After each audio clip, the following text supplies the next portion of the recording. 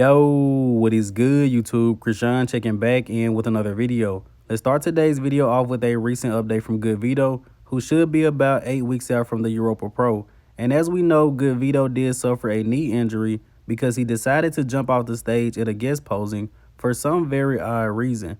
But it looks like that hasn't slowed him down one bit. From what I'm seeing in Vito's training videos, he can still train his legs with a decent amount of weight. He just needs help to actually stabilize the knee. But I just hope that Good Vito doesn't make this injury worse by trying to train through it. He still has about 8 weeks to go into the show. But Vito is coached by Chris Aceto.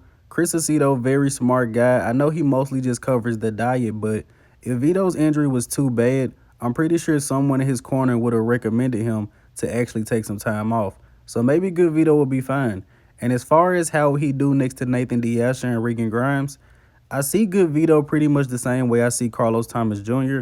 I believe he is a potential top 10 guy at the Olympia. As of right now, I cannot comfortably say that Vito can beat Regan or Nathan, but I will say do not count him out, and this is bodybuilding, guys. Anything is possible. Pretty much the same thing I said about Carlos going into the Texas Pro.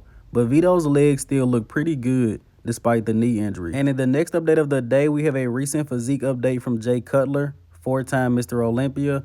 And Jay is still getting fit for 50. And I have to say, Jay is looking pretty impressive here, looking grainy, showcasing a lot of muscle maturity. And I know some of you guys say, well, you know, Jay doesn't look that impressive. People are comparing Jay in 2023 to how he looked in 2009, 2004, 2005. For a bodybuilder that has been retired for 10 or more years, I think Jay looks pretty damn good. And definitely the best he has looked in retirement. And I will drop a link to the video in the description below. Now let's switch over to Behrooz Tabani, who recently posted up an update. And I have some unfortunate news for you guys. Currently, Behrooz cannot even apply for a visa because they haven't responded to his request from before last year's Olympia. Behrooz put in a request probably after he won the Romania Pro last year, and they still haven't responded. And I heard this from his coach Milos on Jay Cutler's recent podcast. Hopefully Behrooz can figure something out, but it's really unfortunate. This guy qualified for the Mr. Olympia, was unable to make it. He won the Arnold Classic South America, qualified again, and it doesn't look like he's going to make it to the Olympia, man. I really think the IFBB Pro League needs to step in and do something for Behrooz Tabani. And you guys may be wondering, well, how does Hadi Chupin get here every year?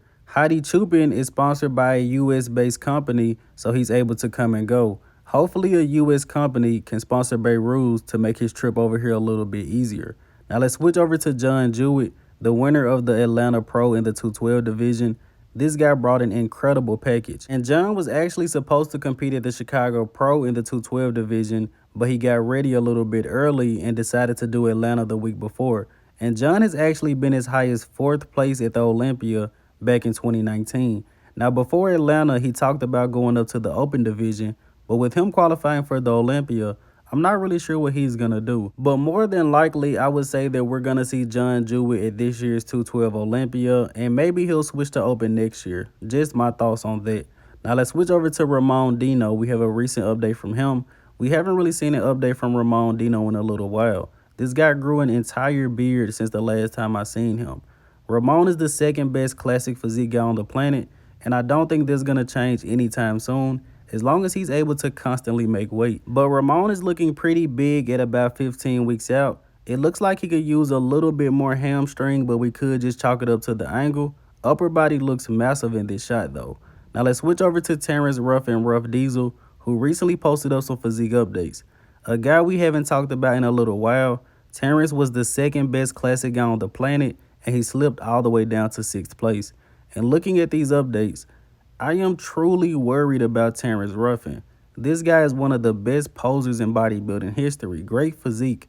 But based off what I'm seeing right now, no offense to Terrence, but I don't even think this physique will place in the top 10 at the Classic Physique Olympia. I'm not sure if Terrence is off. I'm not sure if it's the flight to Dubai, but Terrence isn't really looking too good in these updates. And I hate to come off as harsh, but I just have to be honest. Now, Terrence has won 2 Arnold Classics. He is one of the best bodybuilders on the planet in classic physique, so I wouldn't count him out. But as far as these updates go, I can just shake my head. And let's switch over to Logan Franklin, who recently posted up an update. I've heard a few people say that Logan may be competing at the Texas Pro, but I haven't heard him confirm that yet.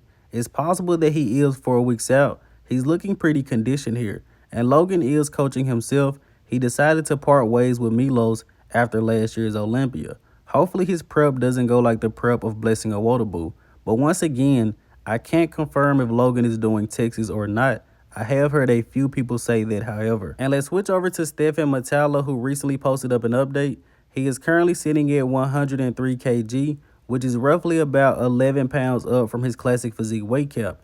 And in the caption of this video, he said he will be competing soon. And as I mentioned to you guys before, I think Stephane will be better off probably just going up to open, but it looks like he's content on competing in classic. So I'm just going to support this guy, hoping that he brings an incredible package to whatever show that he decides to do. Now let's switch over to Dancovea Anderson, who recently did a guest posing at about 4 weeks out from the Texas Pro. This guy, very impressive physique, and I think he really got overlooked at last year's Olympia.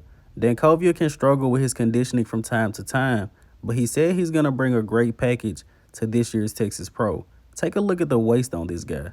But let's go ahead and wrap up today's video here with the archive of the day. You guys let me know in the comment section below, who is this bodybuilder? And as always, I hope you guys did indeed enjoy this video. If you haven't done so already, be sure to like the video and subscribe to the channel. I'm Christian from Go Fitness, and that's it. I'm out.